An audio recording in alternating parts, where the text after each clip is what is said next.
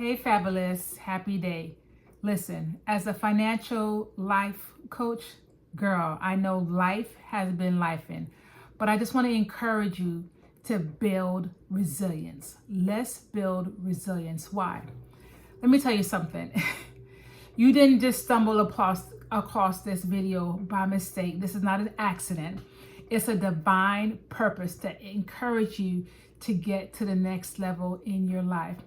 I'm here to remind you that you are stronger than you think, and life's twists and turns, okay, they happen, and sometimes they happen hard, or they may put you in a situation where you feel like you're alone. But I want you to know that there is no match when it comes to God and the resilience that God has given us. Life has hit me hard, real hard.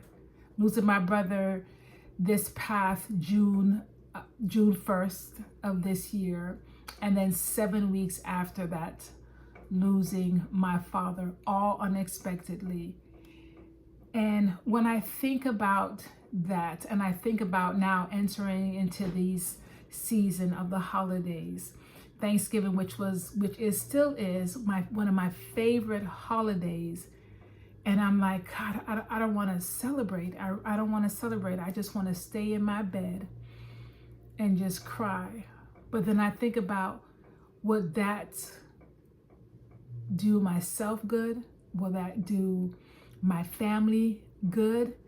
And I know it's not. It won't bring me to a better place. And I know my brother and my father would want me to be in a better place, even in their absence. And so it's about making a daily choice of living, right? Sometimes it's surviving, sometimes I'm thriving. And I want to make a decision to thrive. So we've all experienced some type of loss, whether it's a loss of a loved one, whether it's a loss of money, and I experienced that too. Foreclosure, bankruptcy, being sued. I've experienced that. I've experiencing having such a great desire and not getting it and thinking that I'm alone. I've experienced that. But I want to encourage you that losing loved ones, a loss, is an opportunity that you can see the hand of God. Even questioning as to why, how could this happen? But I want you to know, where there is life, there is still hope. You're still standing. You're still thriving. I want you to know that resilience, and you're like, what is resilience? Resilience isn't about dodging life's curveball, okay? It's not.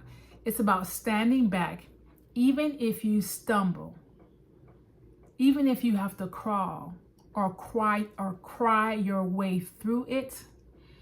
It's like when it's like when life gives you lemons, you choose to make lemonade, but sometimes it's not enough sugar or no sugar at all.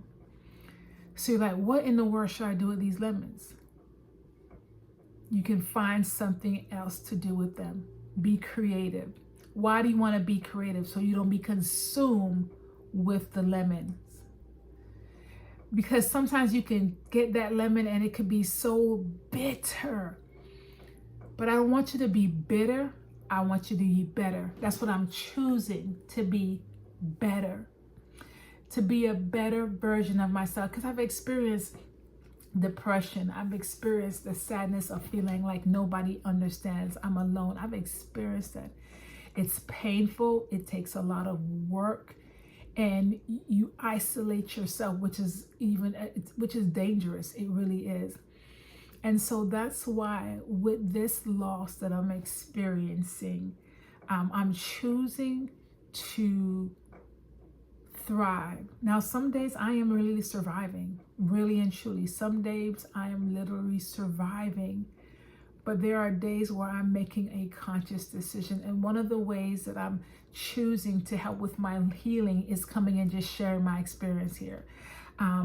Finding the way to honor my father and my brother in keeping their legacy with the mission that my father started. And so myself, my mom, my husband, our children, our family is choosing to not just stay in our grief, but take that grief and turn it into something beautiful. And that's what I want to encourage you in this season of resilience. Take your grief, your pain, your loss, and find a way to turn it into something beautiful, where you can honor, if it's a loss of a loved one, where you can honor yourself if you experience some pain, where you can figure out, okay, how can I come back from this financial loss? Because that is devastating. I'm telling you, I know. I want to share the scripture with you. Proverbs 24:16. It says, though the righteous fall 7 times, they rise again. You can rise again, and you will. This season, this time of navigating new waters, right? New normals. It's not about falling, but it's about if you do fall, that you don't stay there. It's about rising up, because where there is life, there is hope. Okay? Where there is life, there is hope. So, I want you to take some time, cry if you must, bawl, scream, whatever you've got to do, because I know I am, but I'm making a decision not to stay there. You know, when you look across the Facebook, right, and those memories, you know, what happened 2 years ago this time, and a video popped up with my father dancing with my oldest daughter at the time, which she's now, at the time she was 11, and he was getting it. He was getting it. I saw the picture, and of course I started to cry. Crying of missing him so much, but also my tears of joy to say that I lived a life of no regret with them. Very intentional about how I spent the time I spent with my parents and just family. And I want to encourage you, be so intentional, is there such a word? Be so intentional of how you spend your time. Be intentional of how you find ways to be a better version of yourself. Be intentional of who you spend your time with, and don't be consumed with your loss, your grief, or your pain, but be consumed with choosing to be resilient, to choosing to fall, right? But get up, and get up quickly. Because you can't afford to stay there. You cannot.